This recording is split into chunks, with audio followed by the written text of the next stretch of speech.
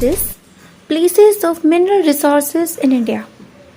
Now you can see here a list is given here, right?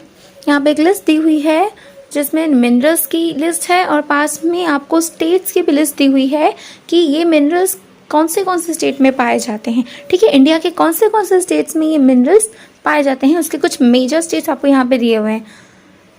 First one is कोल. तो coal जो है वो India के कौन से स्टेट में पाया जाता है? उड़ीसा, छत्तीसगढ़, झारखंड, मध्य प्रदेश, तेलंगाना है, West Bengal, Rajasthan, Tamil Nadu, Assam, Gujarat, Andhra Pradesh, Goa, Maharashtra, Karnataka and Bihar. The other one is iron. अब आयरन कहाँ से मिलता है? कहाँ पर आयरन पाया जाता है? उड़ीसा, छत्तीसगढ़, कर्नाटका है, झारखंड है, गोवा, मध्य प्रदेश, आंध्र प्रदेश, तमिलनाडु, बिहार और महाराष्ट्र. मैंगनीज. मैंगनीज कौन से स्टेट में पाया जाता है? तो मध्य प्रदेश, महाराष्ट्र, उड़ीसा, कर्नाटका, आंध्र प्रदेश, गुजरात है, गोवा, राजस्थान, झारखंड, तमिलनाडु, वेस्ट बंगाल. उसके बाद है कॉपर. कॉपर कहाँ पर पाया जाता है? तो ये भी मध्य प्रदेश में कॉपर भी पाया जाता है, राजस्थान है, झारखंड है, Karnataka, Andhra Pradesh, Meghalaya and West Bengal. Then bauxite. Orissa, Gujarat, Jharkhand, Chhattisgarh, Maharashtra, Madhya Pradesh, Andhra Pradesh, Telangana. Then mica. Andhra Pradesh, Rajasthan, Jharkhand, Bihar और तेलंगाना. लीड. राजस्थान है, आंध्र प्रदेश है, तमिलनाडु है, तेलंगाना है. अब देखते हैं लाइमस्टोन कौन से स्टेट में पाया जाता है? तो राजस्थान है, मध्य प्रदेश है, आंध्र प्रदेश है, छत्तीसगढ़, कर्नाटका, तेलंगाना, गुजरात, हिमाचल प्रदेश. गोल्ड. गोल्ड कौन से स्टेट में पाया जाता है? तो Karnataka, Andhra Pradesh, Bihar, Rajasthan and West Bengal. Crude oil यानी कच्चा तेल एंड नेचुरल गैस, ये हमें कहाँ से मिलता है? कहाँ पर पाया जाता है? कौन से स्टेट में? तो Gujarat, Assam, Maharashtra, Andhra Pradesh, Andaman Nicobar. Thorium and uranium, ये पाया जाता है राजस्थान में, केरला में और झारखंड में. Fluorspar. Rajasthan, Telangana, Andhra Pradesh and Gujarat. Energy resources. Now we'll see what are energy resources. Energy plays a very important role in our lives. तो एनर्जी जो है वो हमारी लाइफ में बहुत ही इंपॉर्टेंट रोल प्ले करती है. We need energy for industry, agriculture, transportation, communication and defence. Okay, energy की नीड हमें कहाँ पर पड़ती है? इंडस्ट्रीज में, एग्रीकल्चर में, ट्रांसपोर्टेशन में, कम्युनिकेशन में एंड डिफेंस. हर जगह हमें एनर्जी की जो है वो नीड तो रहती ही है. The resources that give us energy to operate machines and produce goods are called energy resources.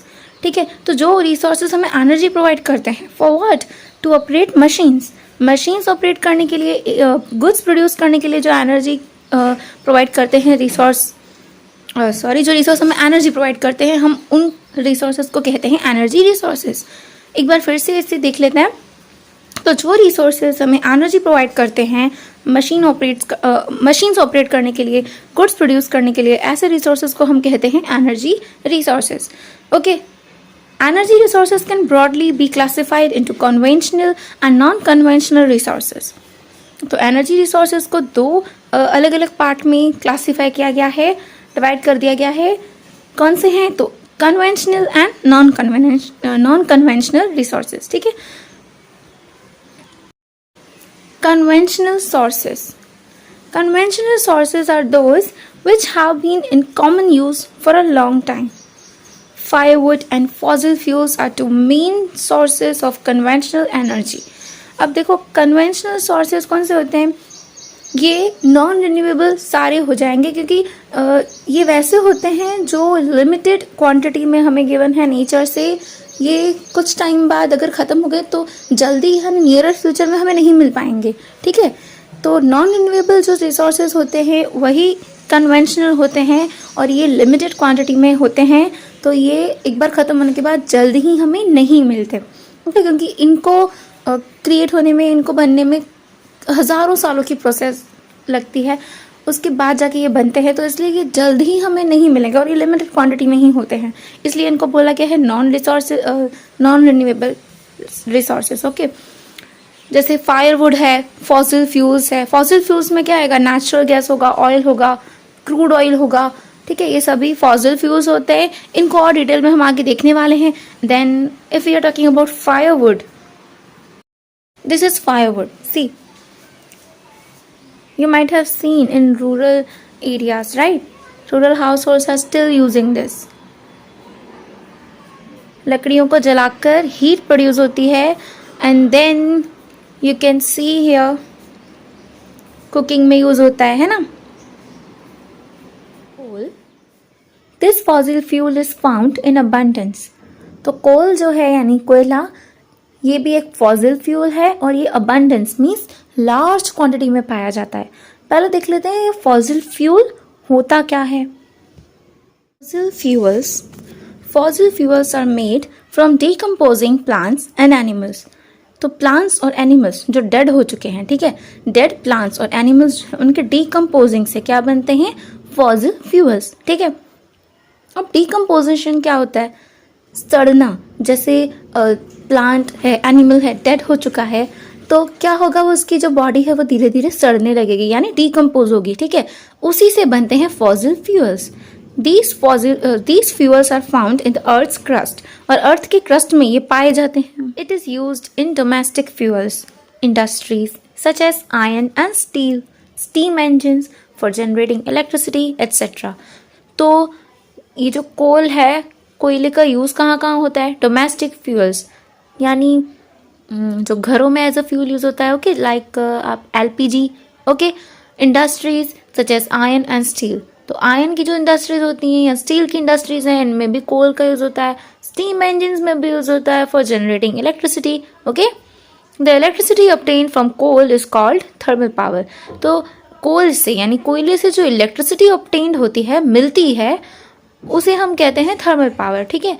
कोल से जो इलेक्ट्रिसिटी हमें मिलती है उसे हम कहते हैं thermal power. Industrial development has become possible because of coal. Coal यानी कोयले की वजह से ही इंडस्ट्रियल डेवलपमेंट जो है वो पॉसिबल हुआ है।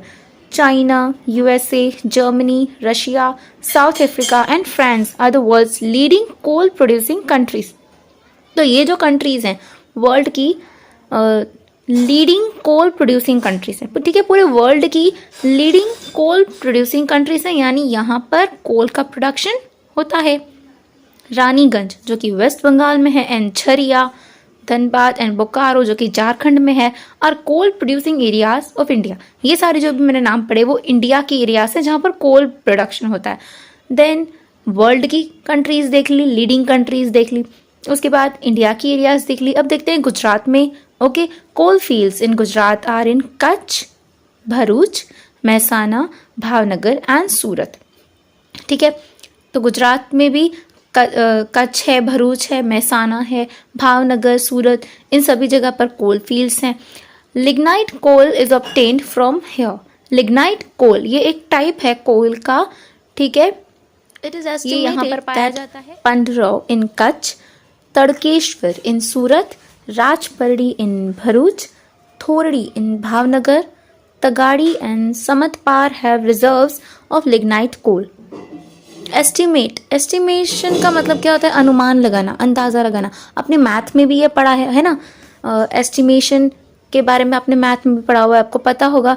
तो ये ऐसा अनुमान है, ऐसा एस्टिमेशन है कि कच्छ में पंडरौ है, फिर सूरत में क्या है? तड़केश्वर, भरूच में राजपरड़ी, और भावनगर में जो थोरड़ी है वो, फिर तगाड़ी, समतपार, ये सब जो है रिजर्व्स ऑफ लिग्नाइट कोल।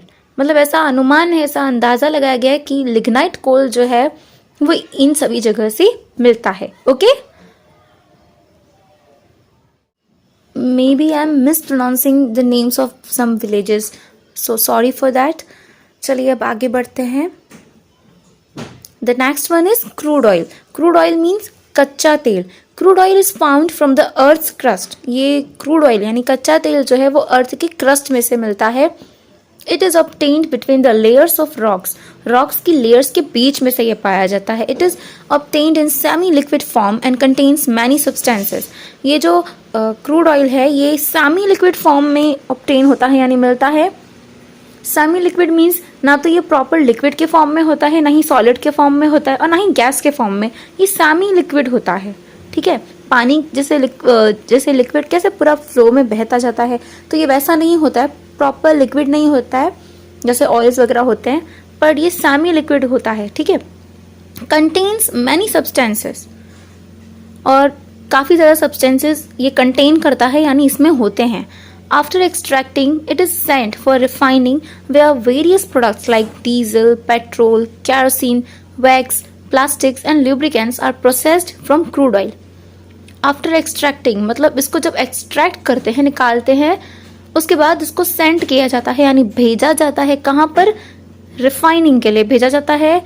और वहाँ पे क्या होता है, इसको रिफाइन करके इसमें से अलग अलग प्रोडक्ट्स हमको मिलते हैं। लाइक डीजल हमको मिलता है, क्रूड ऑयल, याद रखना क्रूड ऑयल को ही रिफाइनरी में भेजा जाता है। उसके बाद क्रूड ऑयल से क्या मिलता है? Diesel, petrol, kerosene, wax, plastics and lubricants. Lubricants means जो ग्रीस वगैरह के बारे में आपने सुना होगा, है ना, वो होता है लुब्रिकेंट। ये सब हमें मिलता है, लेकिन कैसे? Processed from crude oil, crude oil पर प्रोसेस करी जाती है, उसके बाद हमें ये सारे प्रोडक्ट्स जो हैं वो मिलते हैं। Crude oil is very valuable, ये बहुत ही ज़्यादा वैल्यूएबल है क्योंकि मेन पेट्रोल, डीजल, कैरोसिन ये सब तो उसी में से मिलता है ना, इसलिए क्रूड ऑयल जो है हमारे लिए बहुत वैल्यूएबल है। Useful substances are obtained from it, इसी में से हमें बहुत ज़्यादा यूजफुल सब्सटेंसेस मिलते हैं, है ना। None of its part is useless, इसका एक भी पार्ट ऐसा नहीं है, कोई भी ऐसा पार्ट नहीं है जो यूजलेस हो, जो हमें काम में नहीं आता हो। क्रूड ऑयल में से जो भी यहाँ पे प्रोडक्ट्स हमने देखे वो सारे यूजफुल ही हैं, है ना। It is called black gold due to its wide commercial importance. इतनी ज़्यादा वाइड इसकी इंपॉर्टेंस है, वो भी कमर्शियल इंपॉर्टेंस। ठीक है, यानी ट्रेडिंग में ये हर जगह बहुत ज़्यादा यूज होता ही है, इसीलिए इसको क्या कहा जाता है? ब्लैक गोल्ड, काला सोना। और ड्यू टू का मतलब होता है की वजह से। इसे ब्लैक गोल्ड कहा जाता है क्योंकि इसकी बहुत ज़्यादा इंपॉर्टेंस है, वाइड कमर्शियल इंपॉर्टेंस है, उसी की वजह से इसको ब्लैक गोल्ड कहा जाता है। Iraq, Saudi Arabia and Qatar are the major producers of petroleum, यानी ये सब जो हैं वो पेट्रोलियम के मेजर प्रोड्यूसर्स हैं, प्रमुख हैं। Followed by the USA, Russia, Venezuela and Algeria. मतलब उसके बाद यूएसए, रशिया है, वेनेजुएला और अल्जीरिया, यहाँ पर भी पेट्रोलियम का प्रोडक्शन होता है। Okay, the major producing areas in India are Digboi in Assam, Bombay high in Mumbai and the delta of the Krishna and Godavari rivers. तो मेजर प्रोड्यूसिंग एरियाज जो इंडिया के हैं वो कौन से हैं? डिगबोई इन आसाम, ठीक है, फिर बॉम्बे हाई है मुंबई में, and the delta of the Krishna and Godavari reverse. Reverse के डेल्टास के बारे में आपने सुना होगा, है ना। फिर यहाँ पे पिक्चर्स शो हो रही हैं, तो ये जो land form, wet land form आपको दिख रहा है रिवर्स के बीच में, साइड्स में, ये सब क्या है? ये डेल्टा ही है। ओके, इसी को कहते हैं delta. In the beginning crude oil was obtained from Lunej of Anand district in Gujarat. In the beginning मतलब शुरुआत में ये जो क्रूड ऑयल है वो कहाँ पर पाया जाता था? From लूनीज of Anand district in Gujarat. Gujarat के आनंद जिले में लूनीज में से ये क्रूड ऑयल पाया जाता था शुरुआत में। Ankleshwar in Bharuch district is considered to be the largest oil field in Gujarat. Bharuch जिले में जो अंकलेश्वर है, ठीक है, गुजरात में है, ठीक है, गुजरात में भरूच जिले में अंकलेश्वर में ऑयल की लार्जेस्ट फील्ड है। क्रूड ऑयल की बात हो रही है। क्रूड ऑयल इज फाउंड इन अंकलेश्वर, महसाना, कलोल, कड़ी, नवागाम, कोशंबा, सानंद, अहमदाबाद, गांधीनगर, वडोदरा, भरूच, आनंद, खेड़ा एंड भावनगर एरियाज। तो इन सभी जगह क्रूड ऑयल पाया जाता है। ठीक है, अब बात करते हैं नेचुरल गैस की। Natural gas is found with petroleum deposits and is released when crude oil is extracted. Natural gas कहाँ से मिलती है? पेट्रोलियम के साथ। डिपॉजिट मीन्स जमा होती है, ठीक है, पेट्रोलियम के साथ ही पाई जाती है। And is released when crude oil is extracted, जब क्रूड ऑयल को एक्सट्रैक्ट किया जाता है तब उसके साथ नेचुरल गैस भी रिलीज होती है। It is used as a fuel for domestic and industrial purpose, ये डोमेस्टिक और इंडस्ट्रियल पर्पस दोनों के लिए यूज होता है, ठीक है। डोमेस्टिक मतलब जो एलपीजी वगैरह यूज करते हैं वो, एंड इंडस्ट्रियल पर्पस में भी, इंडस्ट्रियल पर्पस से भी नेचुरल गैस को यूज किया जाता है। Russia, Norway, UK and the Netherlands are major producers of natural gas. तो ये सब जो है वो नेचुरल गैस के मेजर प्रोड्यूसर्स हैं। Natural gas producing areas of India are Jaisalmer, Khambhat basin, Krishna Godavari delta, Tripura and Bombay high. Natural gas producing areas जो India की हैं वो कौन सी हैं? जैसलमेर है, Khambhat basin, Krishna Godavari delta, Tripura and Bombay है। उसके बाद गुजरात में देखते हैं, Ankleshwar and Gandhar of Gujarat are considered to be rich in crude oil and natural gas. Gujarat में गांधार और अंकलेश्वर, यहाँ पर क्रूड ऑयल और नेचुरल गैस पाया जाता है। Very few countries in the world have sufficient natural gas reserves of their own, बहुत ही कम है ऐसी कंट्रीज वर्ल्ड में जिनके पास सफिशिएंट नेचुरल गैस है, उनका खुद का रिजर्व किया हुआ सफिशिएंट नेचुरल गैस है। The sharp increase in use of fossil fuel consumption is leading to alarming depletion of it. Consumption means उसका यूज, ठीक है। फॉसिल फ्यूल्स का जो कंजम्पशन हो रहा है, जो यूज हो रहा है वो इतना ज्यादा हो रहा है। शार्प इंक्रीज यहाँ पर मेंशन भी है, ठीक है, इतना ज्यादा उसका यूज हो रहा है कि ये एक अलार्म है कि आगे जाके क्या होगा, इसका डिप्लेशन हो जाएगा, मीन्स रिडक्शन हो जाएगा, ये डिक्रीज हो जाएगा, कम होते जाएंगे। The toxic pollutants released by burning these fuels is also a matter of concern. Matter of concern मतलब ये कंसर्निंग मैटर है, ध्यान देने वाली चीज है, ठीक है, कि जो फ्यूल्स हैं इनको बर्न करने से यानी इनको जलाने से कुछ रिलीज होता है। क्या रिलीज होता है? पॉल्यूटेंट्स, टॉक्सिक पॉल्यूटेंट्स यानी दूषित या जहरीले, पॉइजनस पॉल्यूटेंट्स इसमें से रिलीज हो रहे हैं, ठीक है। तो ये भी कंसर्निंग मैटर है, ध्यान देने वाला मैटर है। इन दिस सिचुएशन, अब ऐसी सिचुएशन में क्या हो सकता है? The load of conventional sources can be reduced, हम कन्वेंशनल सोर्सेज का जो लोड है उसे कम कर सकते हैं। कैसे? By making extensive use of non conventional energy sources, ठीक है। कन्वेंशनल सोर्सेज को यूज करने के बजाय अगर हम नॉन कन्वेंशनल एनर्जी सोर्सेज का यूज करें तो इससे क्या होगा कि कन्वेंशनल सोर्सेज का यूसेज कम हो जाएगा, ठीक है।